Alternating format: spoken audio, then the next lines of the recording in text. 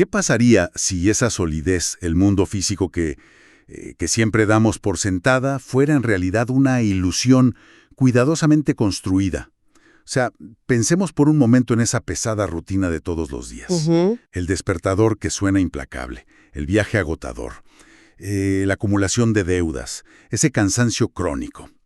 ¿Qué pasaría si todo eso no fuera una realidad inamovible, sino apenas un código ejecutándose en modo automático? Una pantalla de supervivencia que se acepta sin cuestionar.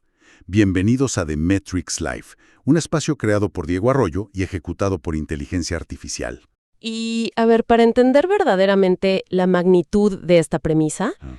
de que vivimos en un entorno que responde a reglas de programación maleables, nuestra misión de hoy nos lleva a terrenos bastante insospechados. Muy insospechados. Sí, totalmente. ¿Por qué no vamos a sumergirnos en mitos urbanos, ni en estas teorías de conspiración de Internet, ni nada místico? Vamos a ir directamente a la ciencia dura, al pragmatismo extremo de la inteligencia militar. ¿Qué es lo que vuelve esto tan impactante? Exacto. Hoy desglosamos un documento desclasificado de la CIA del año 1983 que se titula Análisis y Evaluación del Proceso Gateway.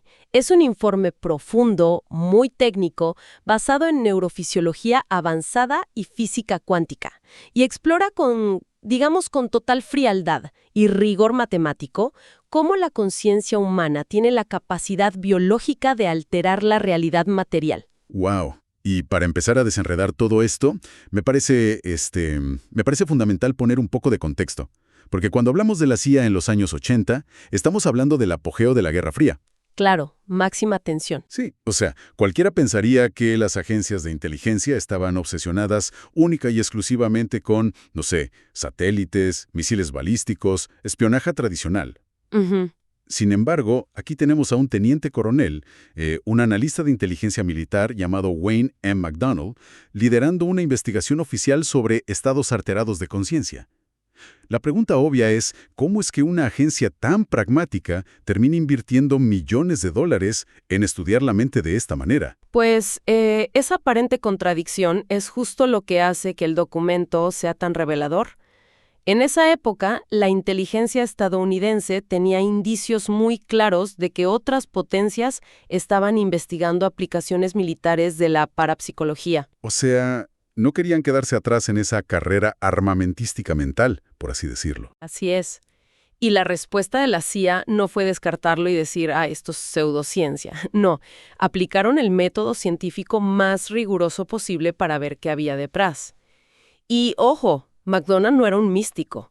Era un militar buscando resultados tácticos, cosas replicables. Claro, no buscaba el nirvana. Para nada. Su objetivo no era la eliminación espiritual de nadie, sino determinar si la mente podía ser utilizada como una herramienta operativa, fuera de los límites físicos del cuerpo. Y para investigar esto se apoyaron en el Instituto Monroe y en una tecnología específica llamada Hemisync. Hemisync. He escuchado mencionar esa tecnología, pero siempre me pareció, no sé, un poco críptica. El informe habla de estímulos auditivos, ¿no? De escuchar ciertos sonidos. Pero a nivel físico, a nivel cerebral, ¿cómo es que ponerse unos simples audífonos puede tener un impacto tan masivo en cómo se procesa la realidad? Bueno, la mecánica detrás del Hemisync es fascinante y se basa en algo llamado pulsos binaurales. A ver, el cerebro humano tiene dos hemisferios que en un estado de vigilia normal, en el día a día, operan de forma asíncrona. Desconectados. Digamos que fragmentados. El hemisferio izquierdo, que es el lógico, analítico, procesa información a un ritmo. Y el derecho, que es el intuitivo y espacial, opera a otro totalmente distinto.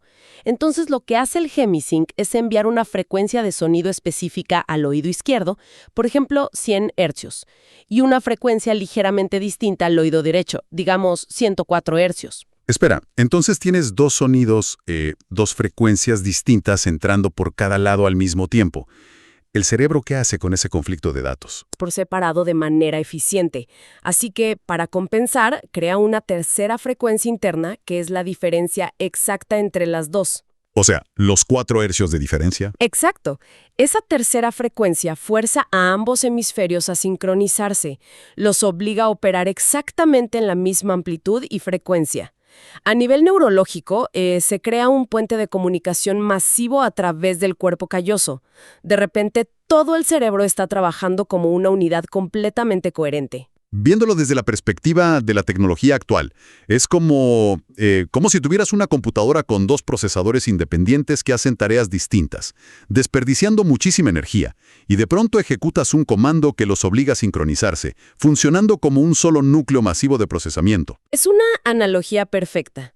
Y el informe de McDonald detalla que cuando se alcanza esta sincronización profunda, ocurre un cambio radical en la conciencia. A ver, en la vida diaria, el procesador de la mente destina casi toda su energía a renderizar las señales que entran por los 5 sentidos. Claro, la vista, el tacto. Sí, la temperatura de la habitación, el ruido de los autos afuera, el peso de la ropa. Todo eso ancla la mente al espacio y al tiempo físicos. Pero al lograr esta coherencia hemisférica, el cerebro puede literalmente apagar el procesamiento de esa entrada sensorial. ¡Wow! Y, a ver, si el cerebro deja de procesar la vista, el oído, el tacto, o sea, si se desconecta de esta realidad inmediata, de nuestra pantalla física, ¿qué queda? Porque el informe menciona un acceso a un nivel superior, una especie de estado raíz del universo, acceso de administrador. ¿Qué observa la mente cuando ya no está renderizando el mundo material? Pues una vez liberada de esa tarea tan pesada de construir el entorno físico inmediato, la conciencia gana lo que McDonald describe como la capacidad de proyectarse fuera de los límites del espacio-tiempo. O sea, se sale del software de supervivencia. Así es, porque según la física que detallan en el informe, este universo material es solo una interfaz superficial. Al unificar la frecuencia cerebral, la mente entra en resonancia con el campo cuántico que subyace a toda la materia. Ya no estás interactuando con los objetos, sino con la matriz de información de donde surgen esos objetos. Esto nos empuja de lleno hacia el territorio de la mecánica cuántica. Y me parece increíble porque el informe cita a figuras gigantescas para explicar esto, como Karl Pribram y David Bohm. Hablan de que el universo es un holograma. Y bueno, la palabra holograma se usa muchísimo en la ciencia ficción, pero en términos de física pura, ¿qué querían decir exactamente con esto? Para el físico David Bohm, lo que nosotros percibimos como un mundo sólido, la mesa, la silla, es lo que él llamaba el orden explicado.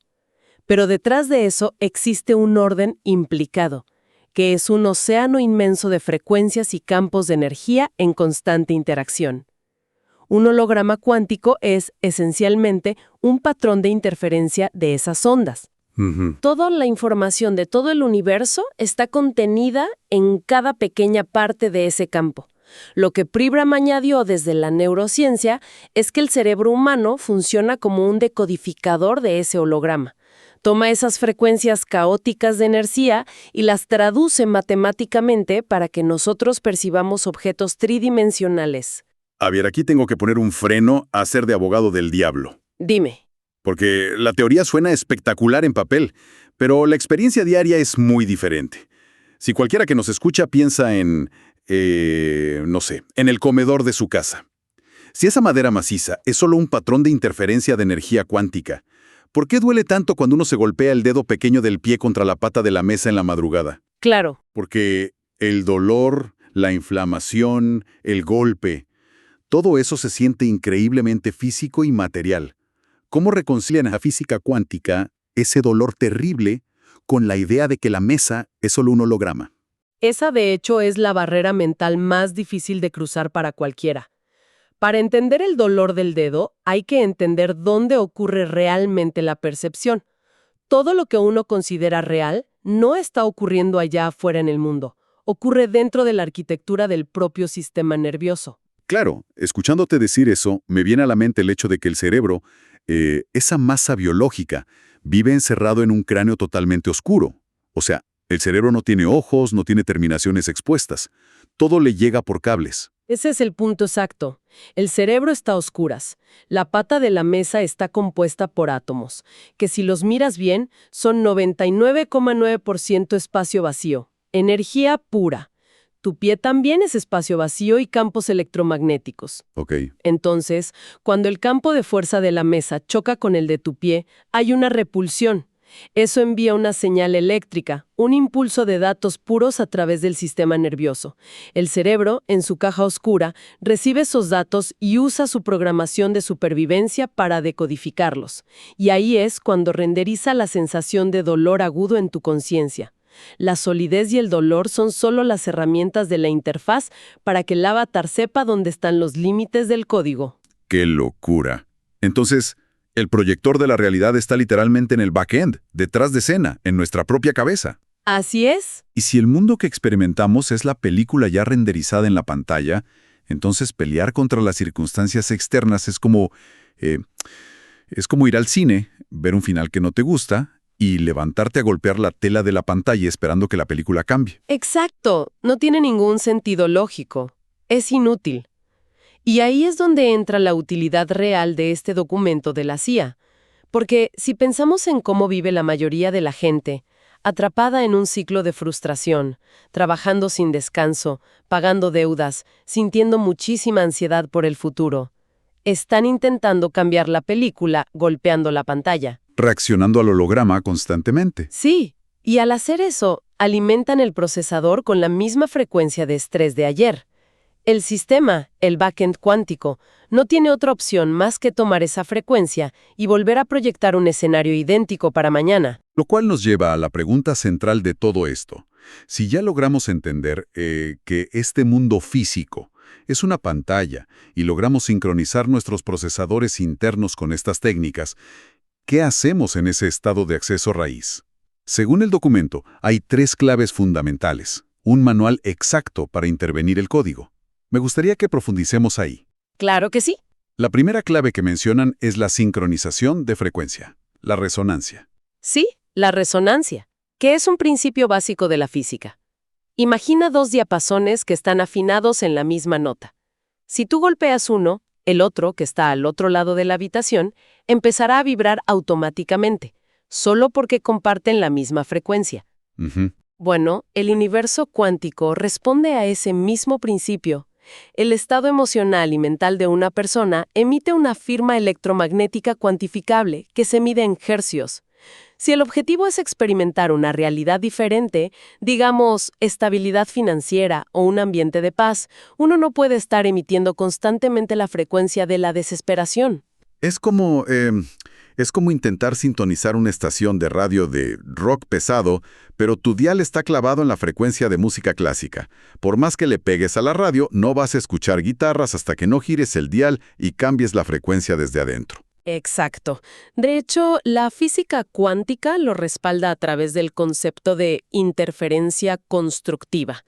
Cuando los pensamientos conscientes, que son el componente eléctrico, se alinean con el estado emocional, que es el componente magnético, produces una señal súper coherente. El universo reacciona a esa señal. La materia literalmente se reorganiza para coincidir con la frecuencia predominante que emite el observador. Y eso se conecta de forma directa con la segunda clave del informe, que habla de la visualización holográfica. Y a ver, aquí hay un estigma tremendo en la cultura actual. Cuando alguien escucha visualización, inmediatamente piensa en esto de, no sé, soñar despiertos, pegar recortes de revistas en una pared y sentarse a esperar mágicamente que caiga un auto deportivo del techo. Sí, el pensamiento mágico. Exacto. Pero el informe de la CIA lleva esto a un terreno militar, casi de arquitectura de datos. ¿Cuál es la diferencia entre esta visualización y la simple imaginación? La diferencia radica en la densidad y sobre todo en la coherencia del enfoque. El informe postula que el pensamiento enfocado, sostenido en un estado cerebral Hemisync, genera geometrías de información reales en el campo cuántico. No es una fantasía. O sea, ¿estás escribiendo código? Tal cual. Estás construyendo una matriz energética. Al visualizar con extrema claridad un resultado, involucrando todos los sentidos internos, sin que el cuerpo físico se mueva, el lóbulo frontal del cerebro empieza a crear nuevas redes neuronales. Estás construyendo el molde invisible en el backend, mucho antes de que la realidad física reciba la orden de colapsar la materia en esa forma específica. La imaginación utilizada con ese rigor es literalmente el lenguaje de programación de la realidad. Así es. Ahora, la tercera clave. Y creo que aquí está el verdadero cuello de botella para la humanidad. El desprendimiento del loop, o la desprogramación. El documento sugiere que, para que el nuevo código se instale, uno tiene que dejar de reaccionar de forma automática a los problemas del presente. Ujú. Escuchándote decir esto, me suena a cómo funcionan los NPCs en los videojuegos, los personajes de relleno. Un NPC solo tiene un script preprogramado. O sea, si llueve, abre el paraguas. Si lo tocas, se asusta. Es puro estímulo y reacción automática. ¿Es esto lo que nos pasa frente a los estímulos de la Matrix diaria? Es una comparación dolorosamente precisa. La biología humana está diseñada para la supervivencia pura. Y eso crea automatismos neuroquímicos. Por ejemplo, llega una factura sorpresa al correo. Ese es el estímulo. Y el cuerpo detona cortisol, miedo, ansiedad, que es la reacción automática. Claro. O alguien hace un comentario despectivo en la oficina y se activa de inmediato la indignación. Mientras se responda a la pantalla exterior con el mismo circuito neuroquímico del pasado, el sistema está garantizando que el futuro sea una repetición exacta. Se fuerza al servidor a renderizar lo mismo. Ok, pero pongamos las cartas sobre la mesa. Porque la teoría cuántica suena hermosa, pero cuando la tarjeta de crédito te rebota en el supermercado, o tienes un jefe gritándote en la cara amenazando con despedirte, la respuesta de estrés es física. Sí, total. El corazón se acelera, el estómago se revuelve. No reaccionar en ese milisegundo parece humanamente imposible. Suena hasta insensible decirle a alguien que la pasa mal que simplemente, que deje de reaccionar. ¿Cómo sugiere la CIA o la ciencia que se logre esa coherencia en pleno caos? Es la duda más válida que se puede tener. Y la clave no está en suprimir la emoción o fingir que el jefe no está gritando frente a ti. No se trata de una negación delirante del problema físico. La verdadera maestría sobre el código no radica en no sentir el impacto inicial, sino en acortar el tiempo de recuperación. Es lo que en neurociencias se conoce como el periodo refractario. El periodo refractario. ¿Cómo funciona eso a nivel biológico? Cuando ocurre un evento negativo estresante, la cascada química en el torrente sanguíneo, el cortisol y la adrenalina, dura unos 90 segundos. Ese es el impacto físico. Pero lo que sucede después de ese minuto y medio ya es una lección consciente. El problema es que las personas permiten que el enojo provocado por ese evento dicte su frecuencia durante el resto del día, luego durante toda la semana y de pronto se convierte en su personalidad. Wow. Desprenderse del loop significa sentir el impacto inicial, sí, pero negarse rotundamente a mantener la mente anclada en esa frecuencia. Es hacer una pausa, interrumpir la ejecución del código. Es observar la situación y decir, ok, este es un holograma del pasado renderizándose ahora mismo, pero no voy a alimentarlo con mi energía emocional de hoy. Esa interrupción consciente es lo que corta la fuente de alimentación del problema. Es literalmente tomar el control del mando.